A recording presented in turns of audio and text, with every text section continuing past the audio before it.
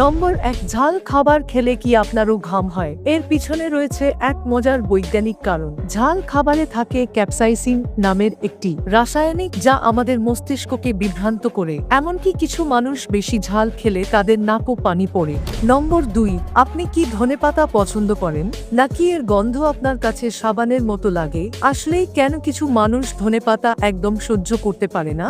এটি শুধু স্বাদের ব্যাপার নয়, বরং আমাদের জিনের কারণেই কিছু মানুষ ধনেপাতাকে ঘৃণা করে। কিছু মানুষের শরীরে OR6A2 নামের বিশেষ এক জিন থাকে যা ধনেপাতার গন্ধকে সাবানের মতো মনে করায়। বিশ্বের প্রায় 14 ভাগ মানুষ ধনেপাতার স্বাদ একদম সহ্য করতে পারে না। নম্বর 3, চকোলেট কি সত্যিই আমাদের আনন্দ বাড়ায়? কি বলে বিজ্ঞান? আসুন জানি। চকোলেটে রয়েছে একটি বিশেষ রাসায়নিক উপাদান যা আমাদের মস্তিষ্ককে আনন্দের সিগন্যাল পাঠায়।